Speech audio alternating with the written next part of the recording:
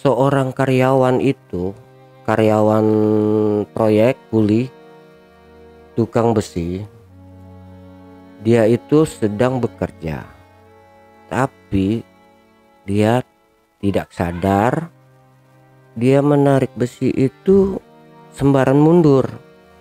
Sedangkan di situ ada mobil truk tanah yang mundur.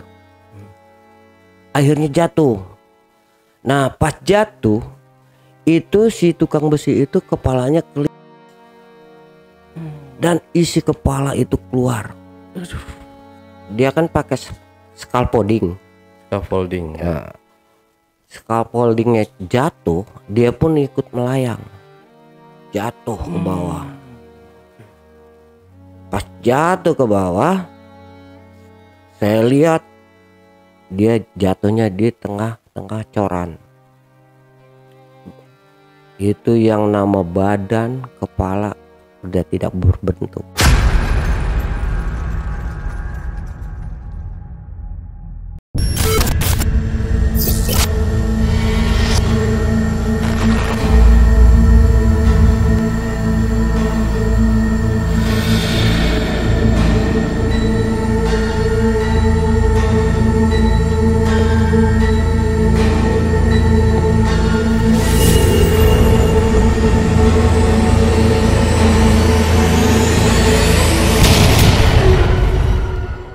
Assalamualaikum warahmatullahi wabarakatuh. Jumpa lagi dengan saya, Ale, host Jejak Backpacker. Dalam obrolan misteri Jejak Backpacker kali ini, saya telah kehadiran seorang narasumber yang pernah mengalami kejadian mistis beberapa tahun lalu. Tapi sebelum narasumber menceritakan pengalaman mistis yang pernah dialaminya, jangan lupa untuk selalu support channel YouTube Jejak Backpacker. Subscribe, like, komen, dan share sebanyak-banyaknya video-video YouTube Jejak Backpacker.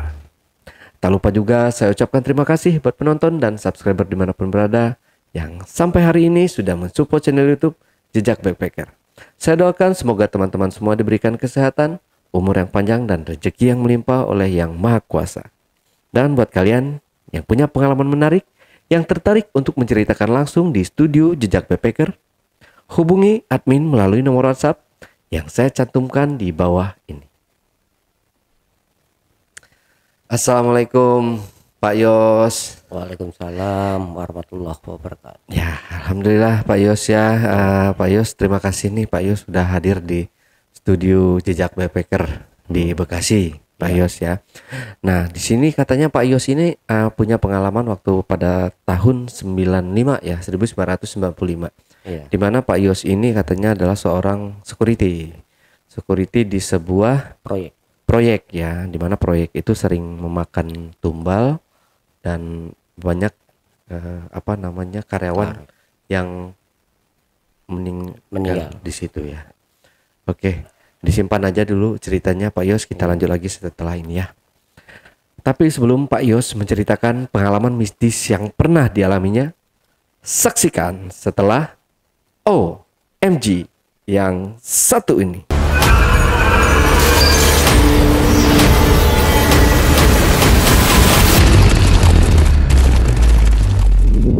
Oke, Pak Yos. Tumbal ya, emang proyek-proyek atau pabrik kayak gitu-gitu tuh emang banyak hal yang ininya di luar nalar ya Pak ya. Oke, udah siap Pak buat cerita ya? Siap. Oke, silakan Pak Yos. Begini, memperkenalkan diri saya dulu. Oke, Saya Pak Yos. Saya di tahun pertama kali saya bekerja sebagai security di tahun 95. Pertama kali saya masuk menjadi security itu saya bertugas untuk mengamankan sebuah alat berat. Di situ saya sendiri, belum ada karyawan dan belum ada para kuli-kuli yang bekerja. Dan di situ pun pertama kali saya bekerja, di situ saya sudah mendapat kejanggalan. Yang pernah saya alamin yaitu di waktu pertama kali saya masuk kerja di situ, di proyek itu. Itu saya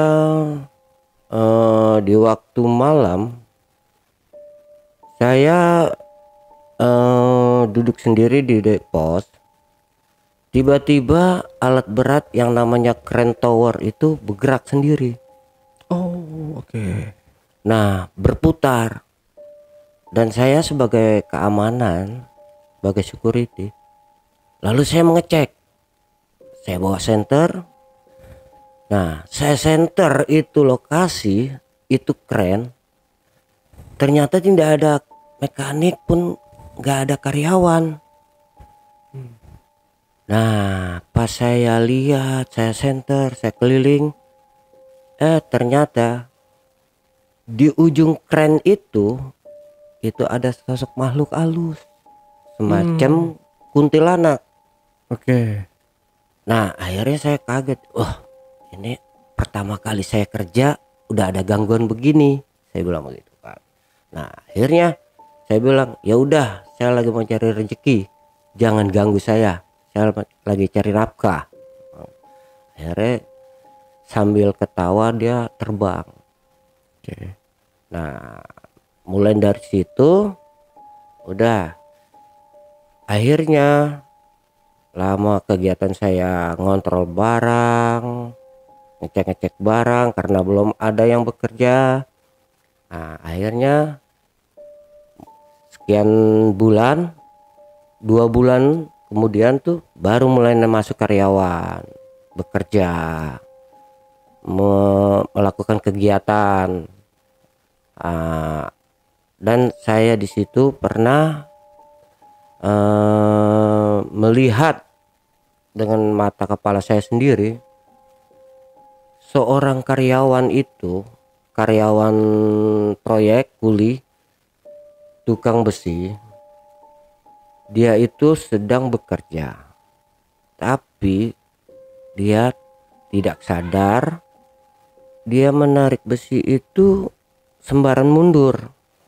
Sedangkan di situ ada mobil truk tanah yang mundur. Akhirnya jatuh. Nah, pas jatuh itu si tukang besi itu kepalanya kelindes. Dan isi kepala itu keluar. Dan itu pun kepala seperti kepala Petruk gepeng. Dan di situ pun kegiatan yang namanya lembur itu dihentikan malam itu juga, tidak ada lembur. Nah, saya sebagai security ya cuman mengamankan doang lokasi itu.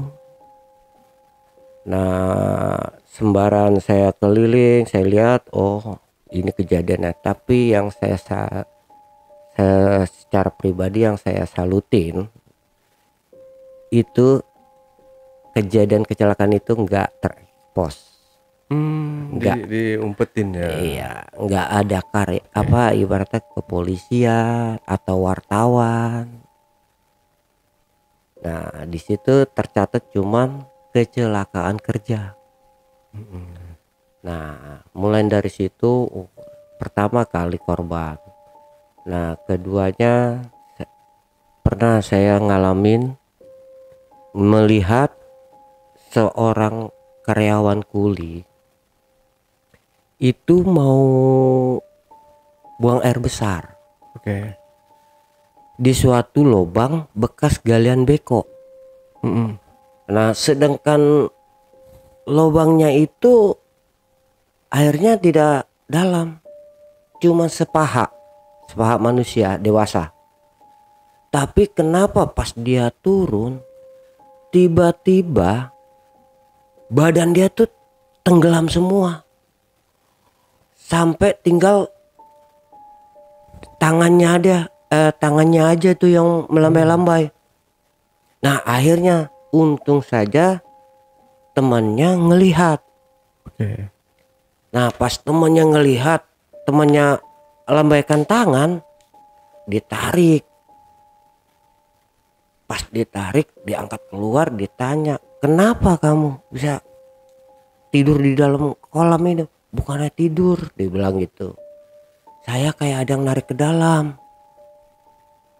Nah, pas dari itu orang itu sakit. Akhirnya dia berhenti bekerja, keluar dari kerjaan itu. Dan mulai dari situ akhirnya saya tahu kalau proyek ini benar-benar suasananya angker, karena awal sebelum dibangun proyek itu dulunya bekas rawa. Jadi Oke. kalau rawa itu maklum dah, tempatnya gudang para makhluk. Nah, di tahun 95 akhirnya sampai 97 saya kerja. Itu banyak hal yang kejanggalan, ya semacam kayak kegiatan saya ngamanin para kuli pada ribut, ya kan, namanya suasana panas, yang namanya proyek itu panas, kuli sama kuli ribut, akhirnya ada yang kena korban antara kuli tukang besi sama kuli tukang coran. Nah, tahun 97 saya berhenti jadi security karena itu krismon. Nah, saya berhenti jadi security. Akhirnya di tahun 2015 saya jadi security lagi di proyek. Oke. Nah, di tahun 2015 itu saya jadi security di proyek di daerah Jakarta Barat. Dan di situ pun tempat itu banyak hal yang memakan korban. Oke. Perusahaan apa nih kalau yang di Jakarta Barat ini? PT-nya saya waktu itu agak lupa ya, udah lama juga ya. Tapi yang saya ingat waktu saya bekerja di situ, saya bagian security, PT-nya buat listrik, Oke.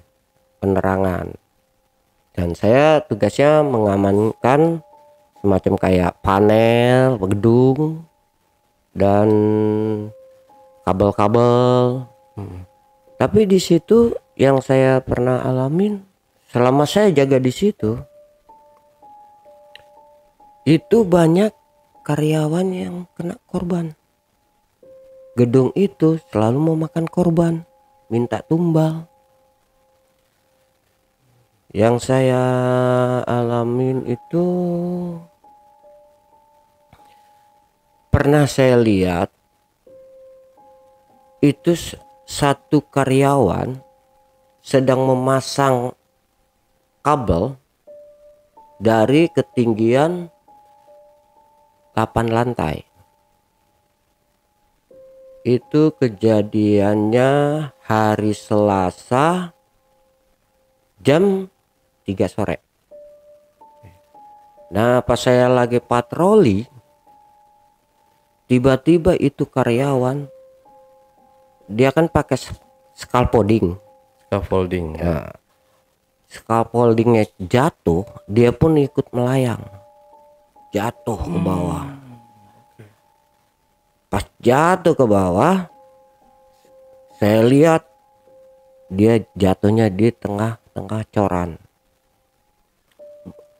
Itu yang nama badan, kepala udah tidak berbentuk, pecah, berantakan. Nah, di situ saya lihat, oh ya, itu setiap kejadian pasti hari Selasa atau enggak hari Sabtu dia makan korbannya. Dan pernah saya alamin juga itu seorang kuli itu pernah kesurupan di gedung itu. Saya tanya, ya kan, ama yang kesurupan, ya kan, tanda tanya tanya jawabnya sama saya, kenapa kamu masuk ke raga dia? Saya bilang gitu kan, saya perlu korban. Kamu posisi di lantai berapa? Dia bilang, saya di lantai 8. Saya minta korban 8 orang, 8 nyawa. Oh, itu si yang Si kesurupan makhluk, ini ya. iya, yang kesurupan itu. Oke. Dia bilang begitu. Terus udah gitu, oh, saya baru tahu kalau itu dia apa makhluk itu minta korban 8 di lantai 8. Dan itu pun yang saya rasakan memang ada juga seorang kuli mandor, dia mau lembur. Dia mau lembur itu izin sama saya. Pak, saya mau lembur. Saya bilang, di lantai berapa kamu lembur? Di lantai 10, Pak. Oh iya. Ya hati-hati aja, saya bilang begitu. Akhirnya dia berangkat nih habis isya ke lantai 10. Ternyata pas sampai lantai 10 dia turun. Saya tanya, kenapa kamu turun? Oke. Dia bilang, ada kuntilanak, Pak. Dia bilang, loh, ada kuntilanak masa sih? Saya bilang begitu kan. Benar, Pak. Soalnya ini anak buah saya juga pada ngelihat, pada nggak ada yang berani. Akhirnya mereka membatalkan untuk lembur. Nah, udah itu, udah. Nah, security sama rekan saya security juga. Ya kan yang namanya proyek itu ada sub antara PT dengan PT. Ada 2 security jatuhnya maksudnya. Nah, pernah saya tanya, kenapa kamu kalau patroli nggak berani jalan sendiri? Bukan begitu, Pak. Saya kalau jalan sendiri udah pernah saya rasain. Saya bilang gitu. Kata dia. Kenapa emang? Rasain apa? Saya diketemuin sama orang nggak ada kepalanya. Saya bilang, oh, saya selama ini belum pernah. Saya bilang gitu kan. Saya sering, Pak. Kadang-kadang muka rata. Dia bilang, oh, serem juga, saya bilang gitu kan. Udah itu udah. Akhirnya saya penasaran, saya patroli sendiri terus keliling. Nah, tapi saya tidak pernah menemukan hal-hal yang begitu. Tapi yang sering kejadian ya di proyek itu ya begitu. Akhirnya sampai ada yang namanya karyawan di kantor tempat saya kerja itu, di kantornya bukan di proyeknya, itu pun kesurupan. Nah, pas saya tanya-tanya kesurupan, ternyata itu perempuan. Nah, perempuan ini adalah korban perkosaan dengan warga setempat. Dia itu habis diperkosa, tangannya dibuntungin, udah gitu habis dibuang, mayatnya dibuang di rawa-rawa. Oke. Gila. Nah, pas dibuang di rawa-rawa, akhirnya jasadnya nggak diketemukan tuh. Nah, pas itu juga akhirnya yang kesurupan ini, yang perempuan ini, akhirnya dia minta sama saya, tolong saya disempurnakan. Maksudnya sempurnakan bagaimana? Kirimin doa buat saya biar saya sempurna. Saya tersiksa begini, dibilang begitu. Dan itu pun pernah yang saya lihat tuh. Dan saya pernah juga ngalamin pas saya jalan itu ada yang ganggu ya, semacam ya bayang-bayang lah. Nah, pas bayang-bayang akhirnya saya bilang dalam ini bahasa saya, tolong jangan ganggu, saya bilang begitu. Saya lagi nyari nafkah, saya bilang gitu. Udah, akhirnya hilang begitu aja. Dan itu pun pernah terjadi pada karyawan kuli juga. Di tengah hari dia berjalan tiba-tiba jatuh sendiri di lantai. Ini bukan di atas, di lantai. Pas gitu kakinya ketancap sama ituan, sama besi, potongan besi yang dicoran itu. Pahanya tembus gitu kan. Akhirnya bawa ke rumah sakit. Nah saya tanya, kenapa kamu bisa jatuh begini? Ada yang jorokin pak. Loh, berarti si kembar ini nih yang anak kecil yang saya tahu. Di situ memang di lantai dasar itu anak kecil 2. Iseng dia suka ngeganggu pekerja. Kalau yang di atas itu memang mulai dari itu akhirnya proyek itu kelar. Akhirnya saya off. Nah pas saya off, saya lanjut di security biliar. Berarti ini proyek yang sedang dijalankan ini udah selesai kontrak ya? Nah, selesai kontrak. Lanjut berarti kerjaan Pak Yos ini dari dulu tuh keamanan ya, lebih suka lebih menyukai keamanan ya. Lanjut lagi ke sekarang berarti di tahun 2020 baru kerja di security biliar. Sampai sekarang. Dan itu pun di lokasi di biliar itu sebenarnya saya security biliar itu bukannya dari tahun 2020. Dari tahun 2019 pun saya udah di biliar karena istri saya mantan ya, almarhum lah, jatuh udah meninggal. Itu pun bekerja sebagai kasir biliar. Nah saya punya istri orang kasir biliar dan saya akhirnya bekerja di biliar.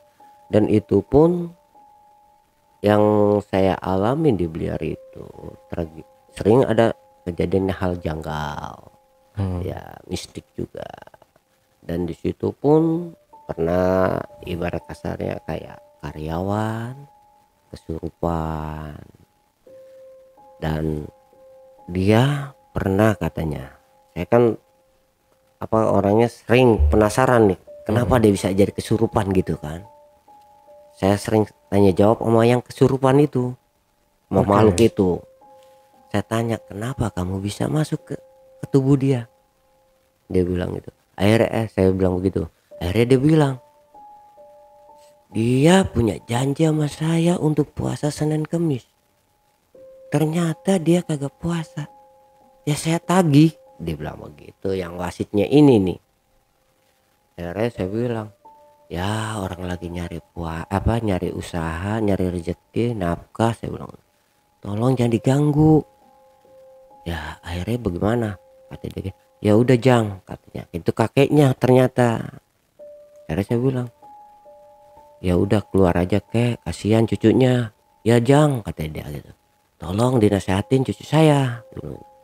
Karena cucu saya ini punya janji sama saya. Nanti saya bilangin, saya bilang gitu aja. Nah pas itu sebelum dia pergi pertama kali dia kesurupan itu mintanya macam-macam.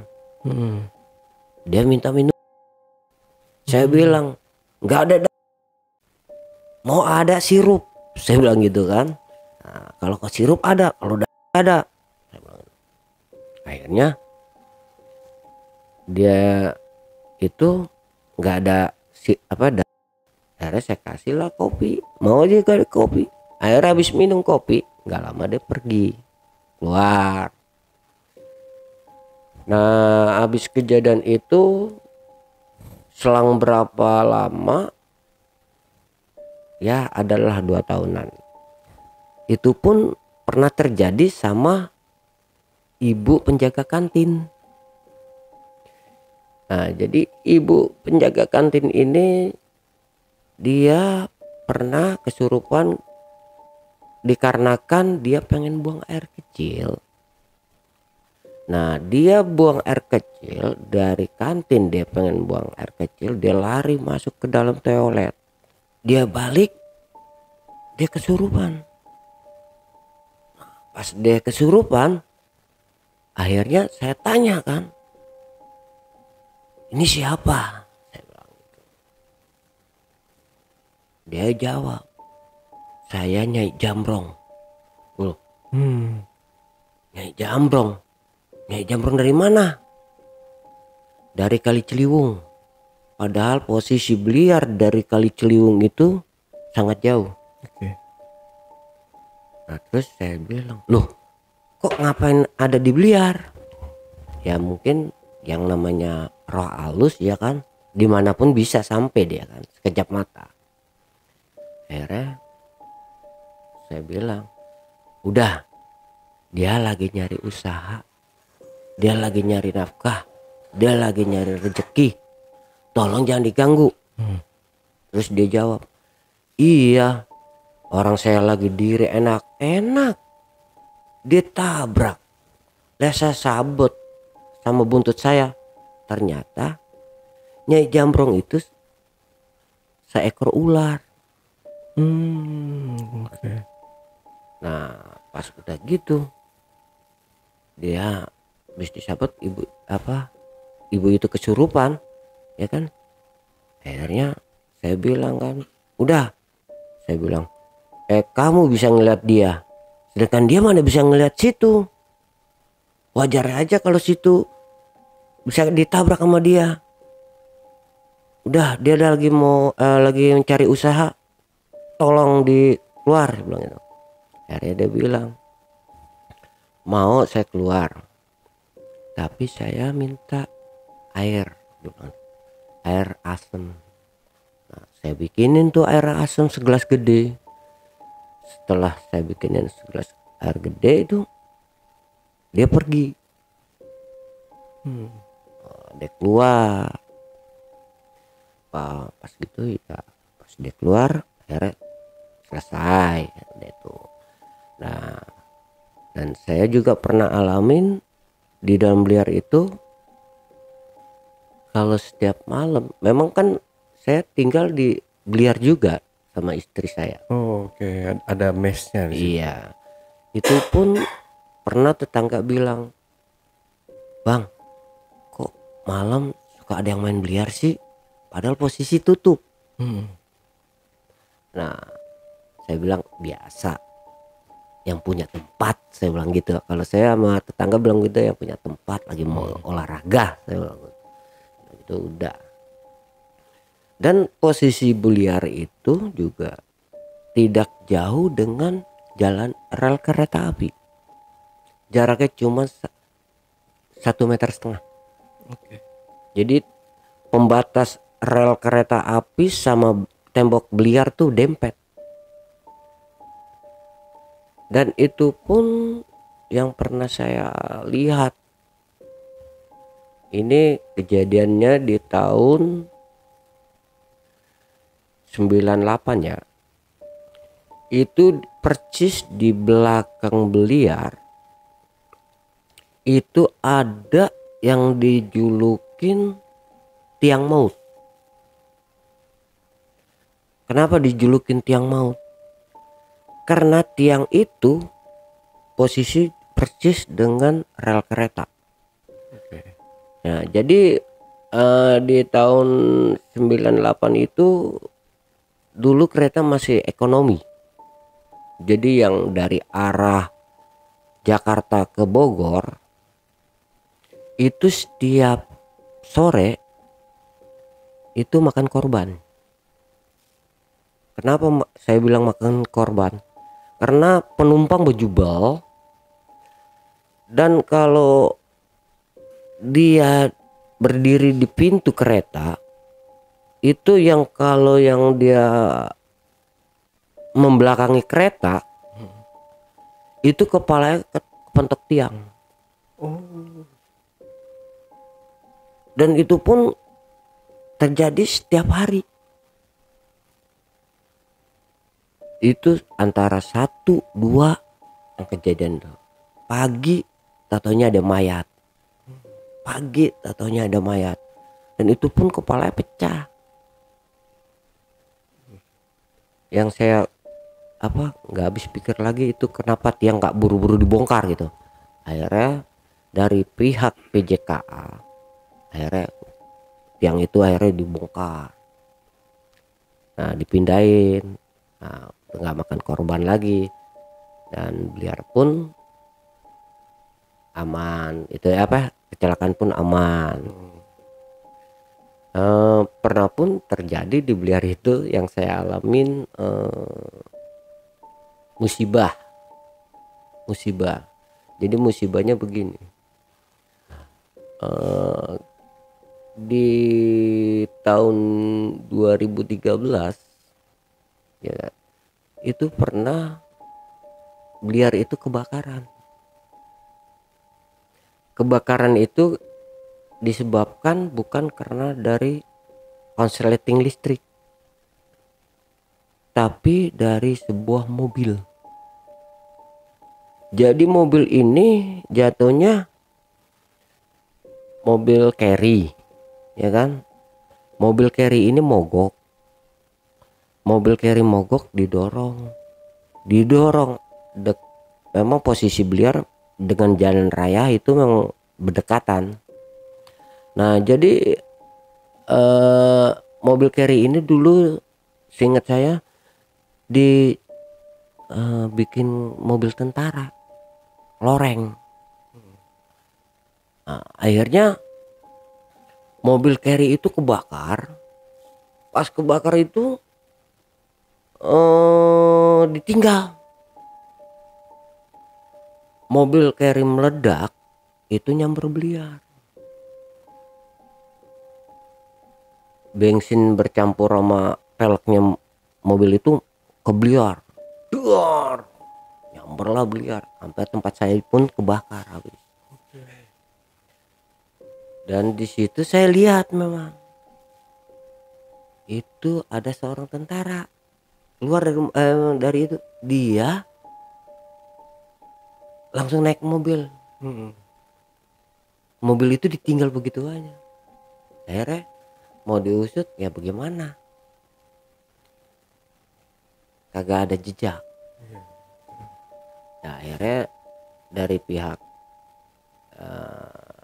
bos Bliar ini ya udahlah, tutup buku aja udah, daripada diurusin.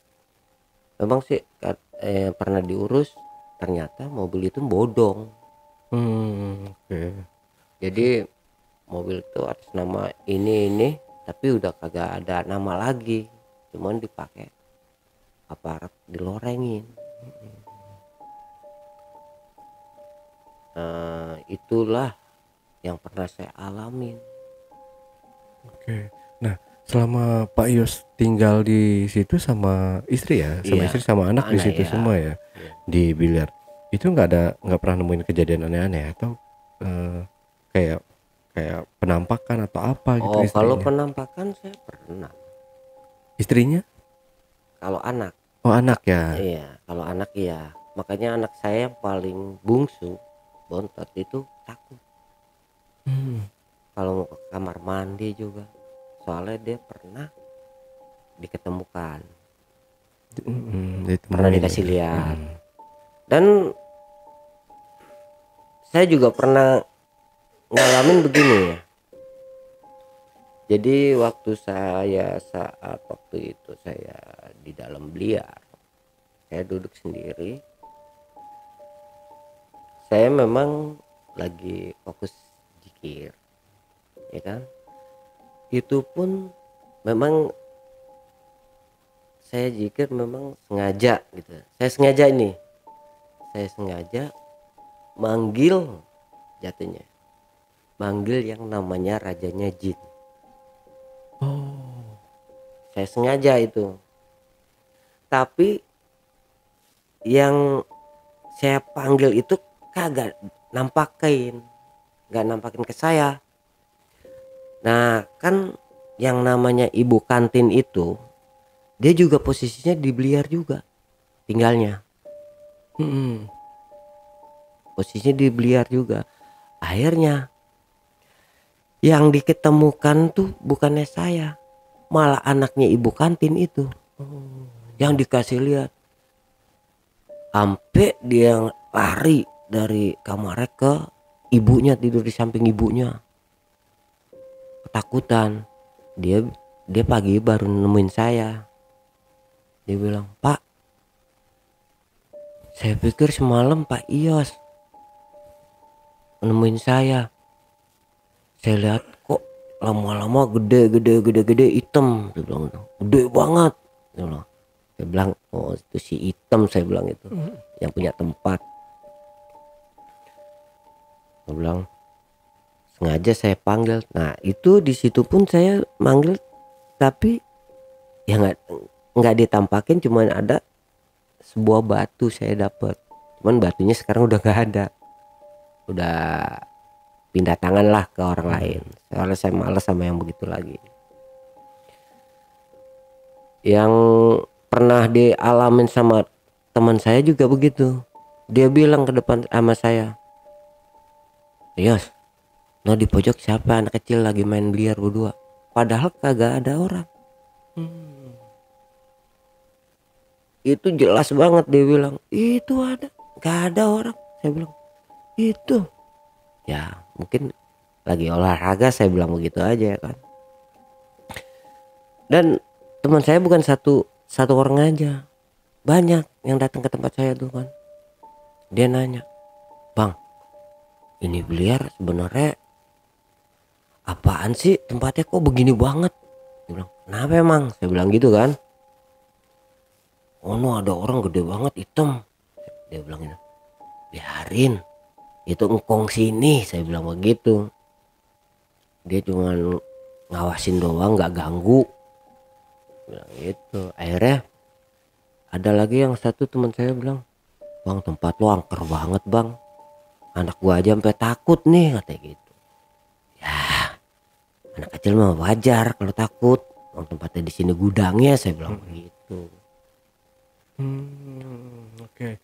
Nah ini berarti yang waktu di proyek itu dulu Pak Yos ini kerja jadi keamanan atau jadi security itu Iya. dari 95 sampai tahun berapa tadi? Berarti ngelewatin di masa-masa yang Krismon itu ya, Iya. atau tragedi 98 Belum 98. 98 itu ya. Nah itu masih berarti pas kejadian 98 itu proyek masih berjalan, berhenti ya. Iya makanya saya berhenti 98 tuh kan. Oke. Saya sempat nganggur. Kegiatan saya ya usaha dagang, dagang kecil-kecilan. Nah, akhirnya mulai tuh saya bekerja lagi sebagai security di tahun 2015. Dan itu pun saya mendapat istri di tahun 2019. Oh 2019 Iya, nikah. iya, 2019 baru dong Pak. iya. 2019 apa 2009 Pak? 2009. Iya, kalau 2019 itu baru berapa tahun? Iya, ya. 3 tahun yang lalu ya, 4 tahun yang lalu. 2009. 2009. Maaf. Oke. 2009 saya nikah. Saya punya anak tahun 2000. Yang pertama 2000. Oh. Yang kedua 2003. Yang keempat 2006. Oke. Ya. Berarti memang kalau di perusahaan-perusahaan ini ya kalau misalkan ada kejadian-kejadian gitu ya sering sih saya dengar juga ya. Di suatu perusahaan kalau mereka ada yang kecelakaan kerja gitu. Jadi mereka memang selagi itu bisa ditutupin sama mereka ditutupin ya karena mereka nggak mau menanggung resiko. Iya. Kalau misalkan aparat kepolisian sampai tahu di situ ada korban dan nggak mungkin nggak ada ganti rugi atau ganti ruginya kecil, makanya mereka ditutup-tutupi. Otomatis nih kalau misalkan sampai ya aparat tahu itu pasti ya akan ditutup nih proyek gitu. Yang jelas memang kalau sampai pihak berwajib tahu, kalau enggak pihak dari wartawan tahu, itu proyek akan ditutup. Iya. Makanya di situ setiap kejadian kecelakaan itu selalu hilang, tertutup. Di situ tercatatnya kecelakaan kerja. Ya betul. Nah, biasanya langsung dibawa Ya, pakai ambulan, dibawa ke keluarganya, dan keluarganya yang dikasih uang kayak iya. gitu. Ya asal jangan sampai bocor aja. Gimana caranya ya, walaupun mereka mengeluarkan lumayan gede uang ya nggak apa-apa gitu, asal jangan ke jalur kayak jalur hukum atau kayak gitu ya. Jadi di situ ya. Iya. Nah, terus yang waktu di perusahaan itu juga kan berarti banyak, udah selama Pak Yos kerja di situ sudah, seingat Pak Yos berapa orang yang udah mengalami kejadian kecelakaan kerja sampai meninggal gitu Pak? Kalau yang di tahun 2016 itu yang saya lihat ada empat yang jatuh dari lantai. Tapi kalau yang di tahun 2095 itu cuma 1 doang yang saya lihat. Dan semuanya mati, meninggal dengan sangat mengerikan. Oh ya. Aduh, kebayang ya kalau di mesin-mesin berat gitu. Iya. Dan tantangan sendiri buat buat security juga, yang kalau pagi kalau kita ditugaskan pada shift malam gitu ya, itu memang benar-benar biasanya ada 2 yang standby gitu ya, security. Kalau enggak, kalau perusahaan kecil mungkin hanya 1 Iya. gitu. Jadi dia ya keliling patroli sendirian gitu. Ya, Tapi emang harus dituntut berani Pak ya, itu harus mental, benar-benar mental jatuh ya, kita menguji mental kita benar-benar. Ya itu yang pertama kali saya alamin di tahun 95, ya itu pertama kali. Pertama kali saya masuk udah diketemuin sama yang roh halus begitu, kuntilanak. Itu nguji mental saya. Dan di lantai-lantai pun ya begitu, gangguannya ya semacam kayak apa ya?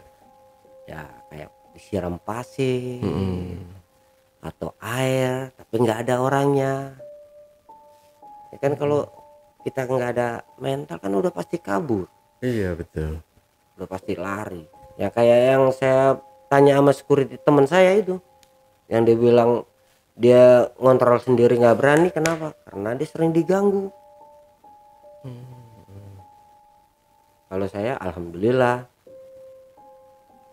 malah pengen ketemuin bener-bener. Pengen tantangin sekalian Pak ya. Iya, pengen ketemu kalau saya. Bukannya saya sombong gitu, memang saya pengen ketemu. Kalau bisa berkomunikasi langsung. Oke. Yang saya harapin. Saya mah udah ngibrit Pak. Oke. Pak Yos, ada lagi yang mau ditambahkan Pak Yos? Kira-kira ada yang terlewatkan mungkin dari ceritanya, bisa ditambahkan lagi? Mungkin sampai di sini aja, sampai di situ aja. Oke, siap Pak Yos. Terima kasih buat waktunya. Mungkin yang mau disampaikan pesan dan kesannya buat penonton di rumah, silakan. Buat para pemirsa semuanya, cuman satu pesan dan kesan saya: jangan takutlah sama makhluk halus. Hanya satu yang kita takuti, sama Allah Subhanahu wa Ta'ala. Karena kalau kita selalu dekat dengan Allah, semua makhluk pun gak ada yang berani mendekati kita. Hanya itu aja minta saya. Oke, terima kasih Pak Yos. Oke, JPker, itulah tadi obrolan misteri Jejak Backpacker bersama narasumber kita, Pak Yos.